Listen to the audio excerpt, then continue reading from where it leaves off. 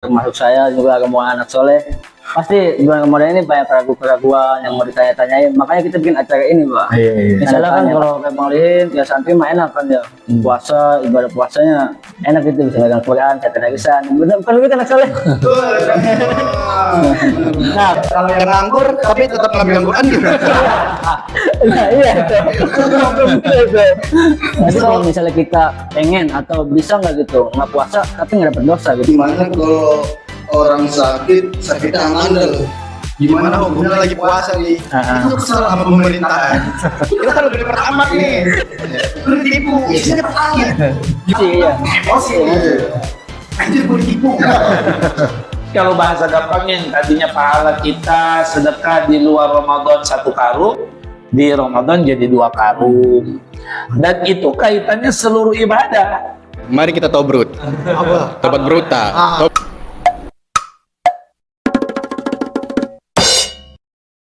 Assalamualaikum warahmatullahi wabarakatuh. Waalaikumsalam warahmatullahi wabarakatuh. Kali ini kita mulai saja perdana untuk acara kita, acara tanda tanya.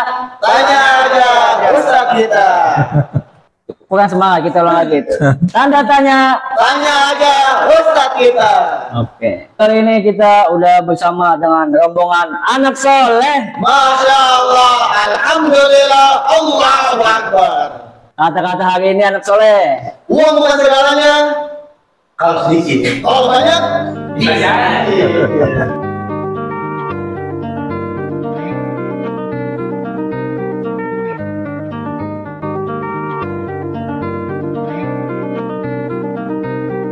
Boleh. Kali ini kita bersama juga Ustadz Solihin, Ustadz kita. Coba hadis hari ini dulu, Bang Lihin. Hadis hari ini, da'ma yaribuka ila ma la yaribuka. Tinggalkan yang meragukanmu dan lakukan yang meyakini hatimu. Gimana Bang Lihin, puasanya, ibadahnya lancar nggak? Alhamdulillah. Kalau anak soleh gimana puasanya? Alhamdulillah. Pakai ditas. Karena menyangkut bulan Ramadan ini kan banyak tuh orang yang bilang Ramadan ini bulan istimewa. Mungkin sebelum kita nanya Ustaz kita tanya dulu kepada rombongan anak soleh. Banyak tajil. Iya, benar. Artis lagi. Kalau buka banyak gorengan. Gorengan bisa. Terus Lagi gue nih. iya. Istimewanya puasa. Istimewa puasa bulan Ramadan. Bisa ngabuburit. Bagian siapa tuh? Sama temen masuk cewek. Aduh, bener aja. Anak soleh, Pan. Kalau menurut Bang Lihinnya itu istimewa itu karena apa, Bang Lihin?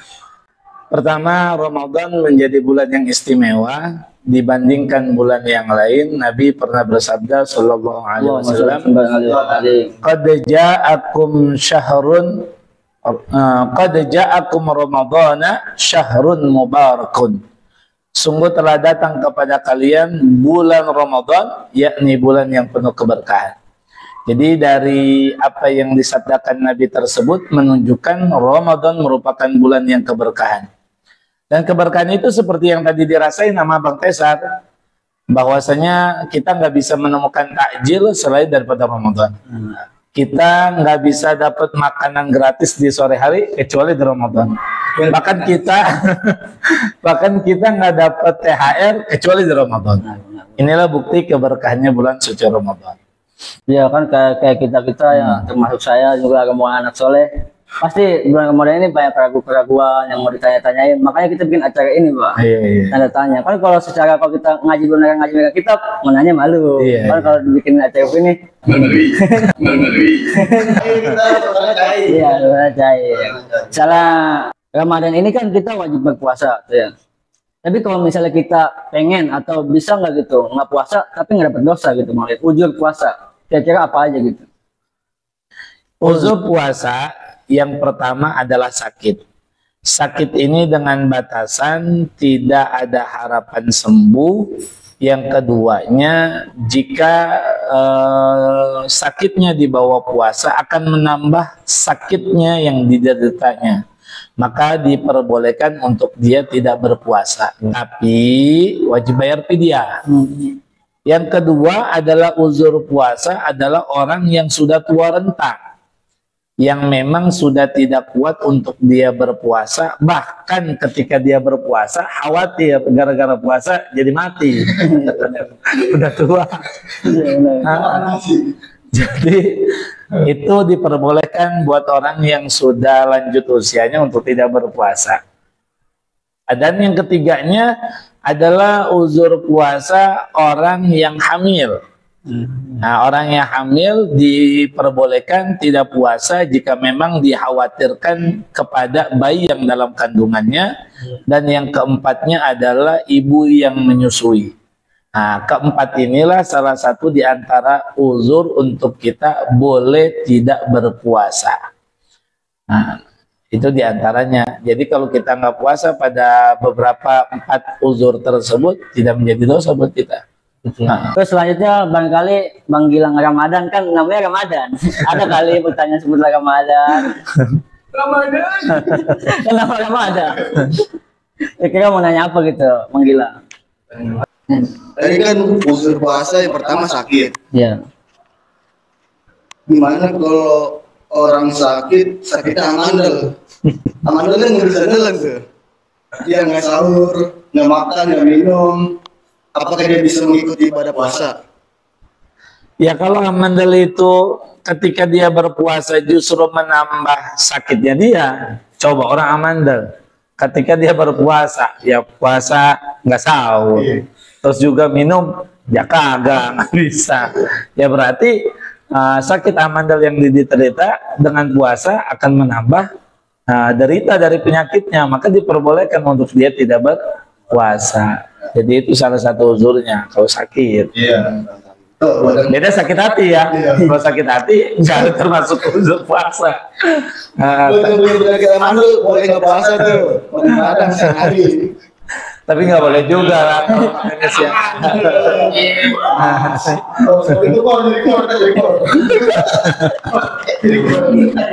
Sebelum Bang Tesar nanya kan, Bang Tesar ini pikirannya rada radikal. Kita serahin dulu ke Bang Iki. Kali ini mau nanya Bang Lian, soalnya kalau yang ngaji dia suka malu kalau nanya. Coba Bang Iki. Nanya apa Iki? Ya Bang Lian. Nah, saya pengen nanya. Iya. Kira-kira kebiasaan saya ini mah, setiap puasa, setiap ketemu bulan puasa itu di isinya teman tidur. Ibadahnya kelewat terus, nggak pernah sholat subuh, asar, johor lewat terus. Itu gimana Bang Lian? Apakah puasanya keterima, tapi sholatnya membuat kita dosa? Apa gimana Bang Lian? Ada sebuah hadis di dalam kitab Lubabul Hadis dan juga disarahkan kitab Lubabul Hadis tersebut di Tanqihul Qaul. Bahwasanya tidurnya orang yang berpuasa itu adalah ibadah, meski hadis itu adalah dhaif. Tapi bukan berarti kita tidak boleh mengamalkan hadis dhaif. Tapi kalau kita lihat daripada hadis tersebut, meleknya seseorang dalam keadaan berpuasa yang justru menimbulkan dosa, maka tidurnya itu jauh lebih baik daripada meleknya. Tapi antara tidurnya orang yang berpuasa dengan meleknya orang yang berpuasa diisi dengan ibadah, maka meleknya orang yang berpuasa diisi dengan ibadah itu jauh lebih baik. Lalu pertanyaan Bang Iki, apakah puasanya sah? Puasanya sah. Lalu bagaimana dengan sholatnya? Tinggal zuhurnya, tinggal asarnya, tidurnya dari jam 8, bangun-bangun maghrib gitu ya. Sebenarnya. Maka tetap menjadi sebuah dosa dari tinggal sholatnya. Sebab bukan menjadi uzur daripada uzur uzur sholat. Kalau lagi bertanya sholat ya, uzur sholat. Puasanya udah kelar. Puasanya udah kelar. Jadi nggak menjadi uzur sholat. Uzur sholat memang diantaranya adalah tidur. Tapi itu kan tidur yang udah kelewat batas, yang udah tidak menjadi sebuah uzur daripada sholat. Jadi dosa daripada tinggal sholatnya tetap sah, puasanya tetap sah, puasanya tetap diterima. Cuma ada tambah dosa dari tinggalnya ibadah sholat kita. Makanya kalau kita tidurnya itu menghindari dari maksiat, itu jauh lebih baik. tapi tidurnya kita justru meninggalkan ibadah, maka itu jadi maksiat, jadi dosa. Berarti lebih baik kita tidur daripada ngegibah ya? Ya, kalau tidur apa gibah, maka tidur lebih baik daripada gibah. Berarti lebih baik tidur daripada ketemu Ferdi. Kita menimbulkan gibah. Kalau ngibin gibah gimana? Kalau lagi tidur mimpi basah? Beda lagi. Beda konsep. Nah, kan Boleh tuh. Lagi puasa, tidur tiba-tiba lebih basah. Gimana tuh Bang Le? Tidurnya orang yang berpuasa, lalu tidurnya orang yang berpuasa, lalu mimpi basah. Apakah batal puasanya? Maka jawabannya tidak batal puasanya. Wajib dia untuk melanjutkan puasanya sampai selesai datangnya waktu berbuka. Jadi jangan beralasan, oh saya mimpi basah, puasa saya batal, akhirnya beli nasi padang sama nasi warteg. Kagak boleh tuh, justru akan menjadi sebuah dosa. Lanjutin aja puasanya walaupun kita mimpi basah. Kan itu dalam keadaan puasa. Gimana kalau dalam keadaan sebelum puasa, malamnya atau sahurnya kita tidur tanpa kita belum memiliki hadas, dan lanjutnya kita belum tidur lagi, itu wajib puasa. gini.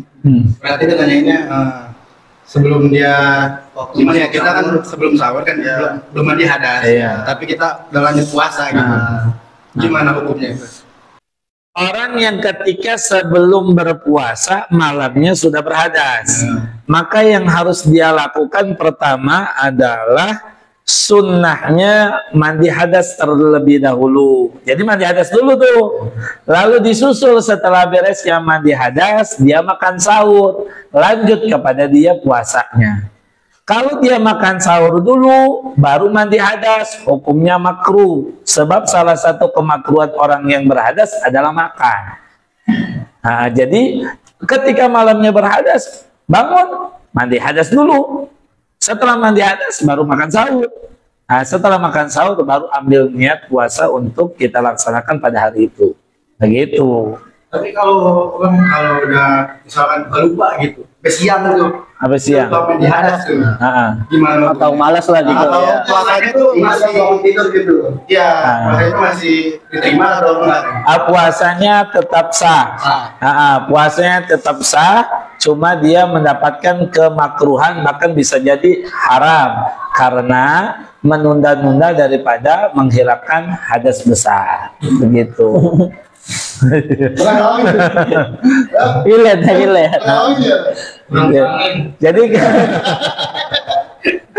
Jadi ketika orang yang puasa itu tidak menjadi syarat harus suci dari hadas kecil maupun hadas besar. Jadi tidak ada syarat sah puasa, satu dia mukallaf, lagi dia Islam. Jadi ketika dia berhadas, baik hadas kecil maupun hadas besar, lalu dia berpuasa, puasanya tetap sah. Berbeda sama sholat ketika dia kedatangan hadas kecil, batal dia punya sholat. Tapi puasa kedatangan hadas kecil, jangan hadas kecil, hadas besar tidak membatalkan daripada dia punyanya puasa. Seperti yang tadi siang hari. Jadi dia tetap wajib harus menyelesaikan puasanya dan diharuskan mandi hadas. Harus pada hari itu. Harus disegerakan. Jangan ditunda-tunda. Sebab kemakruhan daripada mandi hadas besar adalah ditunda-tunda. Keduanya adalah diantaranya makan sesuatu. Jadi ketika dia punya hadas dia makan dulu, itu makruh. Jadi tidak boleh ditinggal-tinggal atau dilama-lamain. Itu diantaranya daripada kemakruhan orang yang berhadas. Kita lanjut ke Bang Tesa. Ini dulu kuliahnya jurusan apa ya? Teknik informatika. Nyesel nggak kuliah? Setelah peristiwa begini-begini nih, paham kali? Lu bisa nyesel, bisa bilang nyesel kalau udah kuliah. Oke. Itu Saya ngerasain nyari kerja mah gampang kali. pernah. Kali Bang Tesa ada yang mau ditanyain ke Ustaz kita, tanya aja. Jadi gini Pak Ustaz, saya mau bertanya nih. gimana hukumnya lagi puasa nih? Itu kesel sama pemerintahan. Kita mau maki-maki pemerintah nih lagi puasa. Kan kita ditipu tuh. Saya kan user pertama. Kita kan beli pertama nih. Lu ditipu, isinya petani. Gimana begitu? Kita mau maki-maki setiap hari. Puasanya gimana tuh hukumnya? Ngomongnya dari hati banget.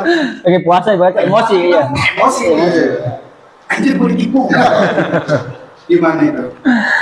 Puasanya orang ketika dalam keadaan marah tidak menjadi batalnya puasanya, tapi bisa mengurangi daripada pahala ibadahnya. Bahkan Nabi itu sering berulang-ulang berwasiat kepada sahabat, la taghdab, jangan marah, jangan marah, jangan marah. Meskipun kadang-kala kita dibuat marah, kita dibuat marah. Tapi itulah salah satu fungsinya ibadah marah itu ketika mampu dijaganya. Jadi puasa tetap sah, tapi bisa mengurangi pahala puasa. Gitu doang sih. Misalnya kan kalau kayak Bang Lihin, kayak santri mah enak kan ya. Puasa, ibadah puasanya enak gitu, bisa pegang Quran, catat tulisan. Bener, bukan begitu anak soleh. Nah, kalau yang kerja kan kadang terawih ketinggal, ya sewajib-wajibnya tuh puasa doang gitu, sama sholat, misalnya gitu kan kayak yang kebaikan-kebaikan lainnya, pahala kecilnya ya ketinggal, sayang gitu. Mungkin sebagai saya karyawan gitu ya, ada tips dan trik nggak nambah pahala puasa gitu? Sebetulnya orang yang berpuasa meskipun dalam bekerja justru itu juga dapat ibadah. Jadi pahala. Tidak semua ibadah itu memegang Quran. Tidak semua-lamanya ibadah itu sholat sunnah. Tapi ketika seorang suami maupun seorang anak yang di waktu paginya dia keluar rumah, dia cari rezeki, cari nafkah, maka itu juga ibadah. Dan termasuk sebaik-baiknya ibadah, bahkan sebanding dengan pahala jihad. Jadi ente juga biar gak ada kerja tetap dapat pahala kan? Iya benar. Dapat pahala. Dia gak tinggal gurut tuh. Enggak juga lama lagi nih. Udah 2 bulan gak turun. Dia bacain. Ini itu aduh. Kalau yang nganggur tapi tetap ngambil Quran gitu. Nah iya itu. Itu. Scroll TikTok. Yang begitu tuh. Yang apa namanya? Yang menyanyiakan kemuliaan Ramadan, ya sayang aja yang begitu tuh. Udah nganggur, kerja kagak, nggak dapet pahala jihad, cari nafkahnya, nggak termasuk dapat pahala sedekah ke keluarganya, kerjanya nyekrol TikTok, Instagram. Justru yang ada itu ngurangin pahala puasa kita. Nggak dapat dunia. Bulan suci Ramadan tadi kan, ya bulan Ramadan adalah bulan keberkahan. Yang keduanya, keistimewaan bulan Ramadan adalah bulan di mana amal ibadah kita itu dilipat gandain. Jadi kalau bahasa gampangnya yang tadinya pahala kita sedekah di luar Ramadan 1 karung, di Ramadan jadi 2 karung. Dan itu kaitannya seluruh ibadah. Bukan hanya saja toh kita baca Quran lalu dapat jadi 2 kali lipat hanya Quran. Oh yang kerja nggak dapat pahala 2 kali lipat. Oh atau seandainya hanya sholat sunnah saja. Oh akhirnya yang baca Quran tidak dapat 2 kali lipat. Tidak. Semua yang di dalamnya berisi ibadah yang dilakukan di dalam bulan puasa maka itu pahalanya dijadikan 2 kali lipat sama Allah Subhanahu Wa Taala. Ini keistimewaan Ramadan yang kedua dibandingkan bulan lainnya. Yang lebih ajibnya nih, orang yang bertemu dengan bulan Ramadan ini terhapuskan daripada dia punya dosa. Dia punya dosa diampunkan oleh Allah, baik yang dahulu maupun yang akan datang. Ini keistimewaan yang sangat agung, ampunan. Ya, sebab ampunan itu lebih berharga buat kita ketika kita menghadap Allah Subhanahu Wa Taala. Terus ada pertanyaan radikal dari seorang gereja Gon. Kalau misalnya kan dia kayak gitu, pahala kan dilipat-lipat gandakan. Berbuat dosa dilipat gandakan nggak? Nah, justru keuntungan bulan Ramadan, dosa ini tidak dicatat oleh Allah Subhanahu wa taala untuk mereka-mereka yang mengisi Ramadan dengan ketaatan. Nah, iya, radikal itu pertanyaan begini, Bang. Kan kalau puasa buat kebaikan di bulan Ramadan ini dilipat gandakan. Ya, berbuat maksiat, kejahatan enggak kan. Pertanyaan radikal itu gimana kalau kita tetap maksiat gitu maksudnya. Banyak kita banyakin hari ini. Besoknya kita santai-santai aja gitu. Maka kalau orang yang menyepelekan Ramadan justru malah tidak menghormati Ramadan, justru sebaliknya juga dia akan mendapatkan satu dosa yang berkali lipat. Orang yang tidak menghormati Ramadan dan tidak menghargai Ramadan dan tidak memuliakan Ramadan, dia akan mendapatkan dosa yang berkali lipat. Ya. Tapi ketika dia punya dosa yang dosanya masih kemaaf, dosa yang selagi itu bukan dosa besar, maka diampunkan oleh Allah Subhanahu wa taala. Bahkan tidak tercatat oleh Allah Subhanahu wa taala dengan kemuliaannya bulan Ramadan. Makanya Ramadan itu termasuknya juga bulan taubat. Jadi kalau kita mau bertanya bulan apa yang paling tepat buat umat Nabi Muhammad bertobat, bulan Ramadan. Makanya para kiai-kiai kita dulu tuh biasanya saat doa kamilin kita bacakan ya tawwabu tub alaina ya tawwabu tub alaina warhamna wansur alaina warhamna wansur alaina. Ayo anak soleh. Ya tawwabu tub alaina ya tawwabu tub alaina warhamna wansur alaina warhamna wansur alaina. Semuanya. Jadi apa itu artinya tawabut? Wahai zat yang maha menerima taubat, terimalah taubat alaina atas taubat kami, fangzur alaina. Minta kita kepada Allah untuk selalu dipandang sama Allah, diperhatiin sama Allah. Inilah kemuliaan daripada Ramadan. Makanya ada kisahnya juga orang yang tidak menghargai Ramadan dan kisah juga orang yang mengistimewakan Ramadan. Ada sebuah hikayat seorang majusi yang memiliki anaknya ini makan di siang hari di hadapan orang Islam yang berpuasa. Lalu ditegurlah sang anak tersebut oleh ayahnya yang berkeyakinan majusi. Tidak tahu majusi itu adalah orang yang berkeyakinan Tuhannya kepada api. Ya, itu majusi, golongan majusi. Ini kaum majusi melihat anaknya, ada seorang ayah yang berkeyakinan majusi makan di siang hari di hadapan orang-orang muslim yang sedang berpuasa. Ditegur anaknya, dinasihati anaknya. Lalu beberapa hari kemudian sang ayah itu meninggal dunia.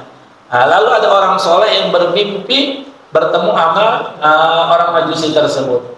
Ditanyalah orang majusi tersebut, apa yang diperlakukan Allah kepadamu? Dia jawab, Allah mengampuni segala dosaku. Dan orang alim tersebut melihat, tahu di mana dia tempatnya? Di surganya Allah Subhanahu wa taala. Jadi dia tempatnya di surga dan mengampuni Allah Subhanahu wa taala. Satu penyebabnya adalah menghormati bulan puasa. Itu salah satu keuntungannya. Mungkin itu bisa dikatakan kenapa bulan puasa itu berbeda dengan bulan-bulan yang lain. Nah, iya, itulah keistimewaan daripada Ramadan. Tapi sebaliknya lagi, ada kisah orang yang tidak menghormati daripada bulan Ramadan. Kisah yang sama sebaliknya, bukan mendapatkan ampunan, justru mendapatkan siksa dari Allah Subhanahu wa taala. Nauzubillahi min dzalik. Kan mumpung kita Ramadan lah isi apa yang kita bisa isi. Setidaknya kalau kita nggak bisa ibadah secara maksimal, maka jangan berbuat maksiat secara total. Jadi 11 bulan kita yang lalu udah banyak maksiat, banyak lalai kita sama Allah. Minimal sebulan ini kita lebih memperbagus kita punya ibadah dan lebih kita mendekati diri kepada Allah Subhanahu wa taala. Masya Allah, Masya Allah. Jangan 11 bulan full sehari bilang maksiat ya. Ada ibadahnya. Waduh. Itu terlalu kebablasan. Mari kita tobat. Apa? Tobat bruta. Tobat bruta. Gua kata siapa?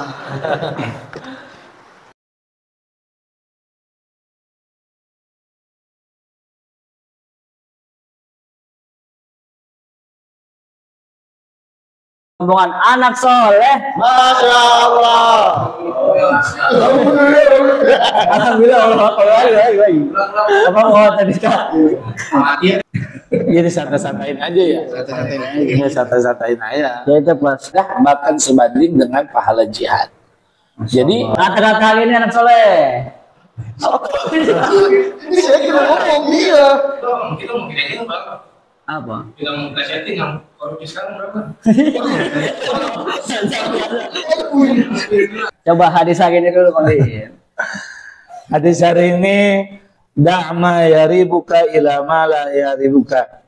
Lakukan Enggak apa-apa lagi, enggak apa-apa. lagi. Ya, Bahkan sebanding dengan pahala jihad.